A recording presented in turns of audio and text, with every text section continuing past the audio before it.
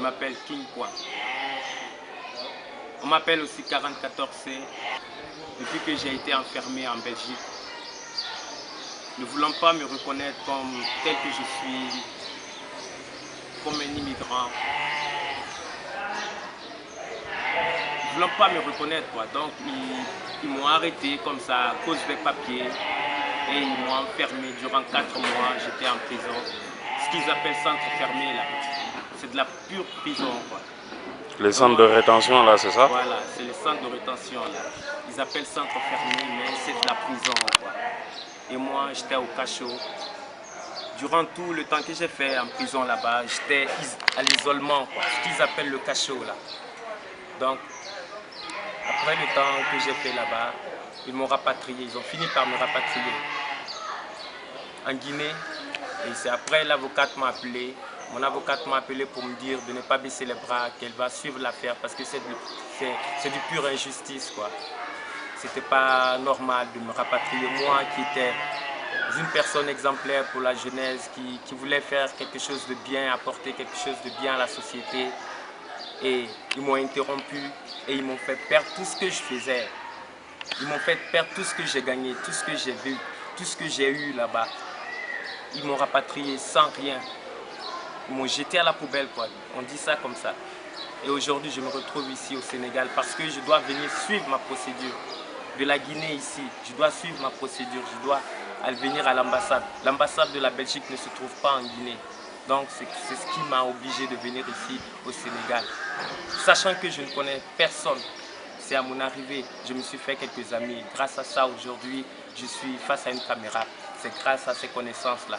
De bouche à oreille, tout le monde parle de moi, tout le monde parle de mon histoire, tout le monde parle de la tristesse que moi j'ai eue dans mon aventure. Aujourd'hui, je suis là, en train d'attendre encore la procédure qui dure depuis longtemps.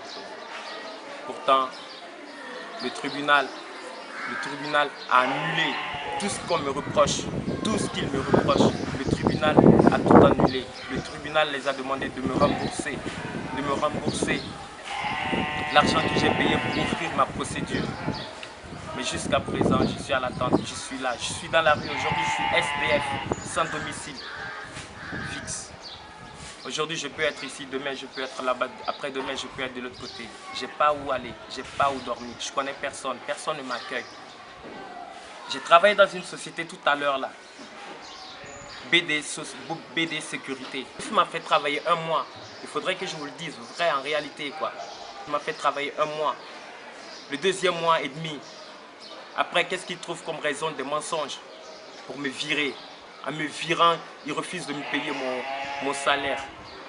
Pourtant, j'ai passé des nuits ici, sans dormir. Et sans dormir, vous savez ce que ça fait? Et le monsieur refuse de me payer parce que moi, je suis étranger. Je suis sans défense. Aujourd'hui, je fais cette vidéo-là. C'est pour que tout le monde se rende compte de l'injustice que je suis en train de subir. Ça aurait été vous, qu'est-ce que vous alliez faire? Moi, je voulais être un homme bien. J'ai créé mon King Point Boxing Club. Parce que je ne pouvais plus boxer. Je ne pouvais plus faire les compétitions. Pourquoi? Parce que j'ai eu une attaque à la tête. J'ai eu un stress, j'ai eu un AVC. Ce qu'on appelle le cavernum. Le saignement au milieu du cerveau. On ne peut rien faire contre. C'est pourquoi aujourd'hui je suis pirate.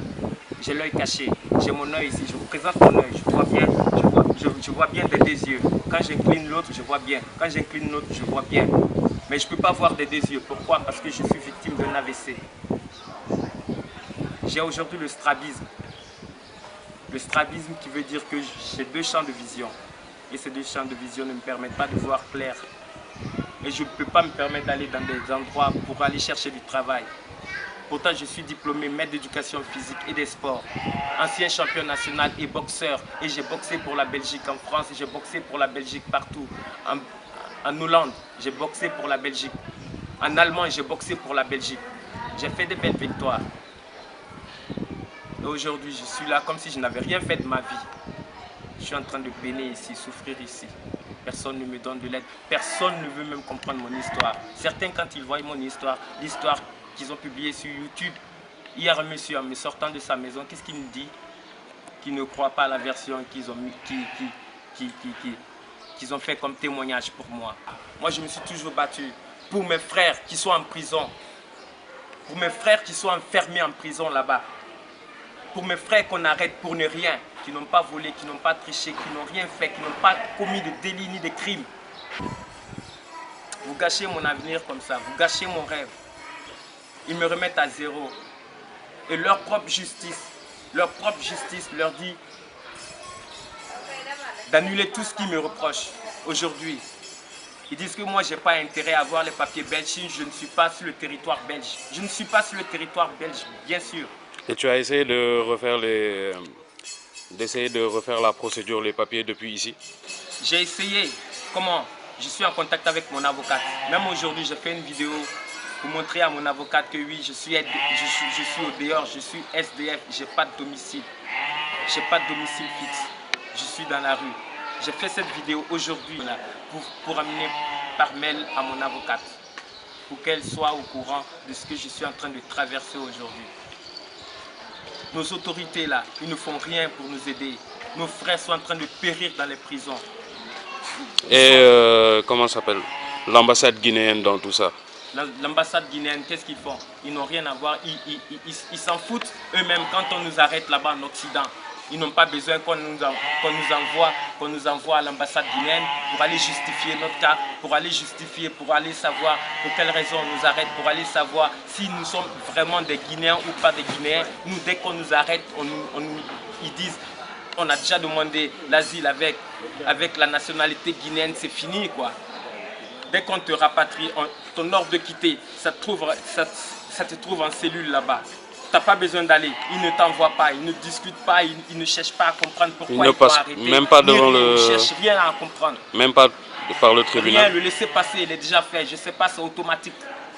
Ils le font automatiquement quoi. Donc tout se fait pendant que vous êtes en cellule? Pendant que vous êtes en cellule. Et les autres nationalités, eux, ils sont obligés de les amener dans leurs ambassades. On les envoie dans les ambassades. On va leur poser des questions pour vérifier effectivement s'ils sont vraiment de cette nationalité-là avant qu'on les rapatrie. Et là-bas encore, ils sont capables, l'ambassadeur est capable de te défendre. Ils sont capables de te défendre là-bas, une fois que tu arrives à l'ambassade.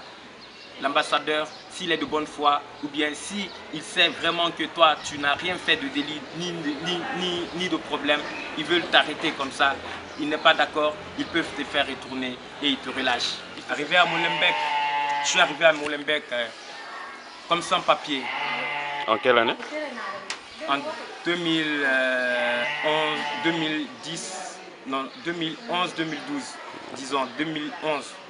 Je suis arrivé à Molenbeek comme sans papier et j'ai voulu m'intégrer dans un club de boxe. J'ai trouvé là-bas le Bruxelles Boxing Academy qu'on appelle le BBA.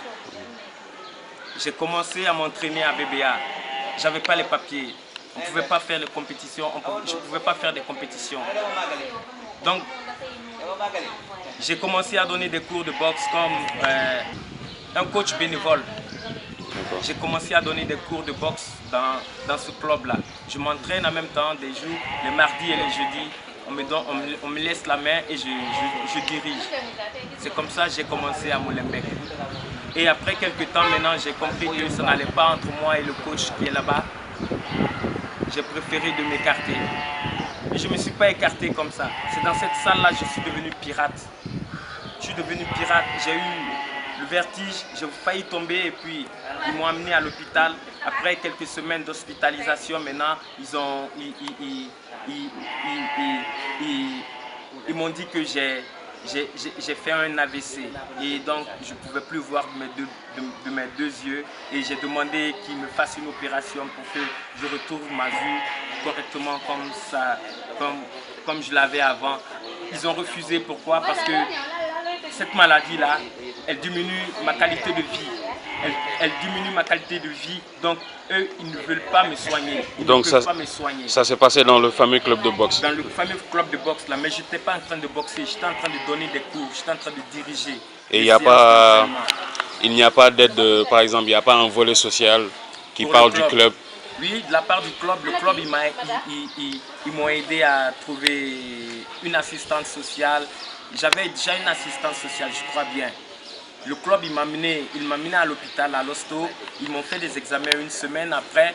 Ils m'ont expliqué le cas, le problème que j'avais eu. Et moi, je voulais maintenant qu'on me fasse une opération pour que je voie bien. Ils ont refusé de rien faire parce que c'est mes yeux. Ils ne veulent pas dépenser un rond pour ça, pour arranger mon œil. Pour un étranger, ils ne voulaient pas dépenser. Et je suis resté comme ça. Le docteur, il m'a conseillé de mettre les lunettes avec des filtres. Mais quand je porte les lunettes avec des filtres, je vois de travers. Et quand je vois de travers, je ne vois plus bien. Je suis en train de dandiner comme quelqu'un qui était stone, quoi, qui avait bu, qui était dépassé, quoi. Donc c'est comme ça maintenant. Ils m'ont conseillé maintenant de mettre le cache. Au départ, c'était des sparadraps qu'on me mettait à l'hôpital. Et quand j'ai vu que ça n'allait pas, je suis sorti maintenant. On a trouvé, je suis allé, ils m'ont dit d'aller à la pharmacie pour aller trouver ces caches-là. Les caches-œil que je pouvais acheter à la pharmacie à 2,50 €.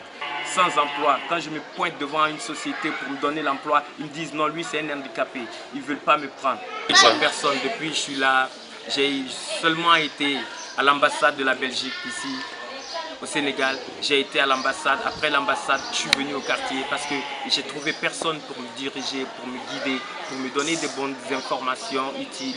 J'ai trouvé personne, quoi. Et depuis lors, je suis en train d'attendre ma procédure là. Depuis là, ça dure. Je ne sais pas où on en est. Mais avec les mains vides, qu'est-ce que tu peux ici en Afrique? Dites-moi la vérité. Quand tu n'as rien, pour qui on te traite? Pour qui on te prend? C'est ça le problème. Ici, quand tu n'as rien, tu n'es rien. D'accord. Et une fois que tu es arrivé dans le quartier, comment ça se passe avec les habitants du coin? Voilà, avec les habitants, au départ, je suis venu ici comme sécurité de BD, comme je vous avais dit au départ là. Mais maintenant, BD, il y a eu des petits soucis, parce que le mec, il ne veut pas me payer, il m'a viré sans raison, parce que la raison qu'il dit que moi, je n'étais pas à mon poste, c'est un menteur. Personne ne peut dire que je ne suis pas à mon poste. Au moment où moi, je ne connais personne, je viens à mon poste et tu veux que j'aille où? Et depuis lors, les habitants, ils sont accueillants, ils m'ont connu dans la tenue et aujourd'hui, je suis sans tenue. Ils me connaissent depuis que je suis venu ici. Je suis toujours comme je suis, naturel comme je suis. Donc, ils n'ont aucun doute de moi. Ils n'ont aucun doute. Les gens, ils m'aident ici à trouver de quoi manger, à trouver là où je peux, pour quelques temps, quelques minutes, me reposer un tout petit peu, parfois. Mais là, je suis complètement fatigué, quoi. J'ai envie de me reposer, mais je ne sais pas où aller me reposer. Je suis dans la rue.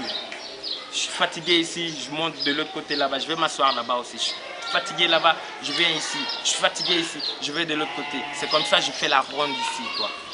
Je n'ai pas où aller. Ils écoutent mon histoire après, c'est basta, quoi. Personne ne peut faire quelque chose pour moi, quoi.